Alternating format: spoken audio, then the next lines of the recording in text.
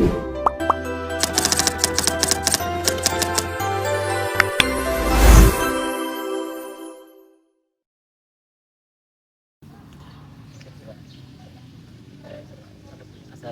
warahmatullahi wabarakatuh.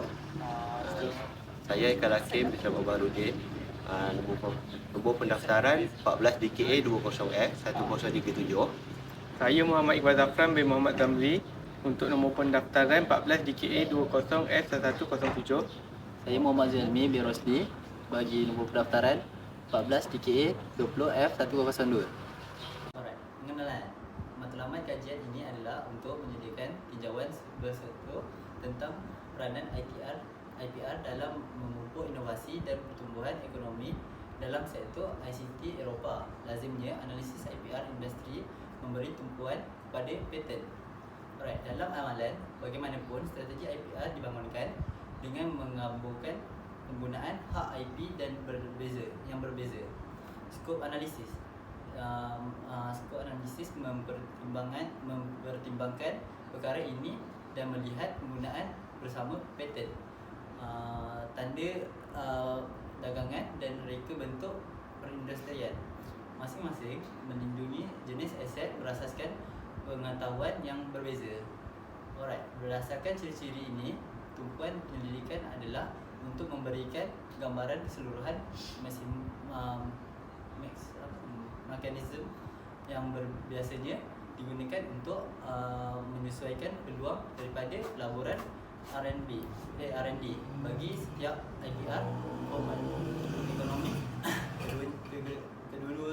Kedua teori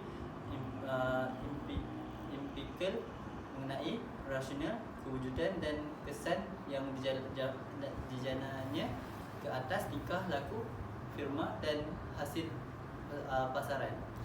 Case study ICT dalam industri pembinaan telah menyaksikan peningkatan yang berterusan sepanjang tahun kerana ia terus mendapat penerimaan dalam operasi di seluruh industri ini. Pengenalan ICT dalam industri pembinaan telah memungkinkan untuk melaksanakan projek dalam persekitaran maya mendahului persekitaran fizikal. Alright. Lepas tu kemungkinan projek dimodelkan lebih awal daripada pembinaan telah meningkatkan komunikasi antara ahli pasukan pembinaan dan telah membolehkan pihak berkepentingan memahami dan dengan jelas apa yang diharapkan, walaupun sebelum projek dilaksanakan ditapak dari awal hingga akhir.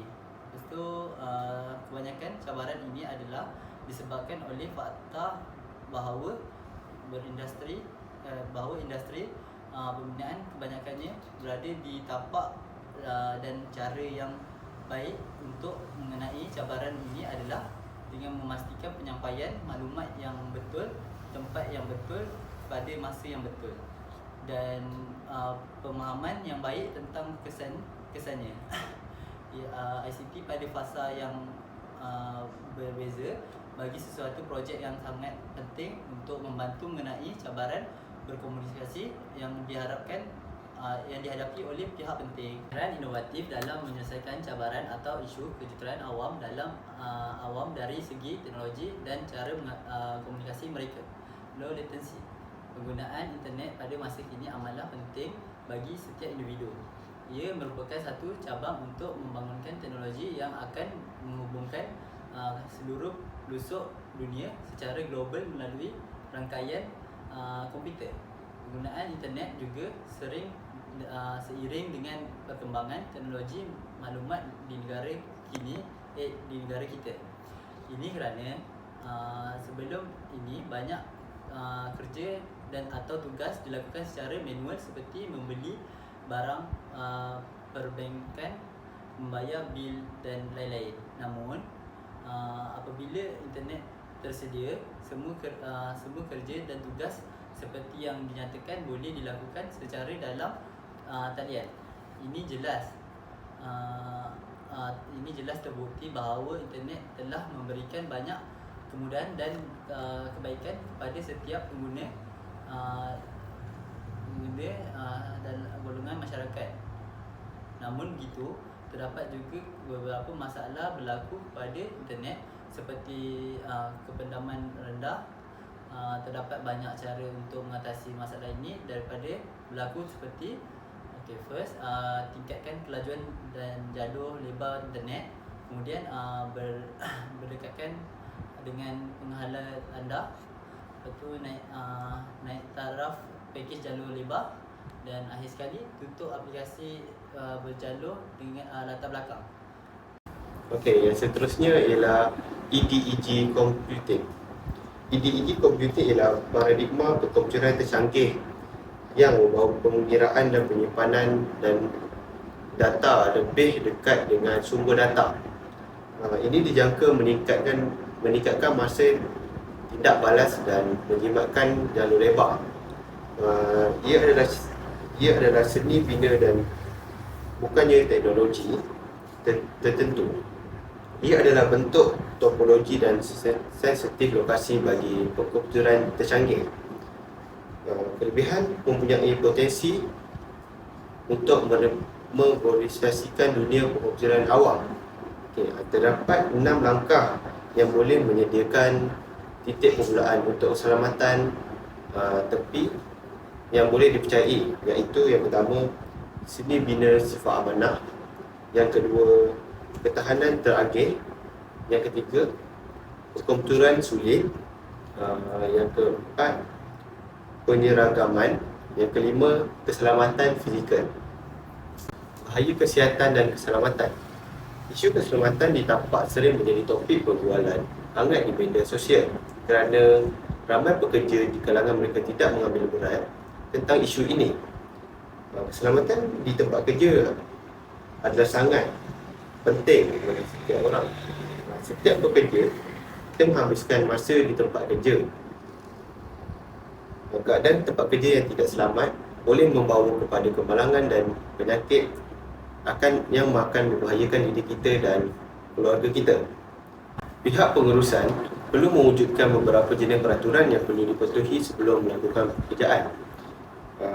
Yang pertama, sertakan pekerja dan perancangan keselamatan. Yang kedua, cipta kawasan kerja yang selamat. Yang ketiga, pasang penyelesaian saliran yang betul. Yang keempat, menyediakan latihan dan arahan yang jelas. Yang kelima, periksa kenderaan sebelum dan selepas digunakan. Okey, seterusnya ialah cabaran dengan pengurusan kontrak. Pengurusan kontrak ialah satu proses di mana ia akan menguruskan penciptaan kontrak, pelaksanaan dan analisis untuk meningkatkan potensi operasi dan kewangan dalam sesebuah organisasi. Ini boleh mengurangkan risiko kehilangan banyak wang. Terdapat beberapa masalah yang sering dihadapi dalam penyelesaian kontrak seperti yang pertama, kekurangan keuangan kursi procurement kontrak. Yang kedua, kelewatan dan kesilapan dalam penerusan kontrak dan tanda kontrak. Yang ketiga ialah tarikh penting dan tugas aliran kerja terlepas. Yang terakhir sekali ialah terlepas peluang pembaharuan kontrak. Segala masalah dan isu yang timbul dapat diatasi dengan beberapa kaedah yang sesuai. Sebagai contoh, pembaharuan kontrak automatik. Yang kedua, semakkan kitaran proses pengurusan kontrak semasa dan tetapkan maklumat. Terakhir sekali, membangunkan prosedur dan memetakan proses kontrak anda. Analisis dan perbincangan kejuruteraan ialah proses membangunkan mekanisme cekap yang mempercepatkan dan memudahkan kerja menggunakan sumber yang terhad dengan bantuan teknologi. Etika adalah prinsip yang diterima oleh masyarakat dan juga menyamai standard moral manusia. Seorang jurutera yang mempunyai etika boleh membantu masyarakat dengan cara yang lebih baik. Moral ialah prinsip atau tabiat berkenaan dengan betul atau salah tingkah laku. Moral adalah kompas peribadi hak dan salah.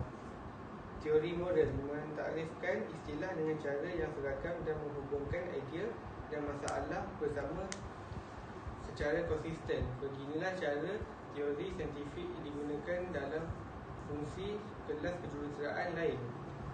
Teknik secara etika dan profesional dalam kejuruteraan atau kod kejuruteraan. Pertama, melindungi maklumat sulit majikan. Kedua, teruskan belajar untuk mengasah kemahiran teknikal. Ketiga, jangan terima rasuah atau hadiah yang akan mengganggu pertimbangan kejuruteraan. Keempat, elakkan mencederakan orang lain, harta benda, reputasi atau pekerjaan mereka dengan tindakan palsu atau berniat jahat. Keempat, terlibat dengan hal ehwal sivik dan kemasyarakatan. Kesimpulannya, kami telah melihat bagaimana 3 jenis keperluan yang memacu penyelesaian: inovasi mengikut kualitas, inovasi mengikut pembangunan, dan penyelesaian rutin. Kriteria ini juga ditunjukkan sebagai titik rujukan yang harus diingati semasa mencari penyelesaian. Majoriti malapetaka penting yang kami saksikan yang melibatkan kegagalan komponen. Sebaliknya telah dipersalahkan atas kerja bawahan jurutera. Ini memberi tumpuan besar kepada kami untuk memastikan kami berpengetahuan tentang apa yang kami lakukan.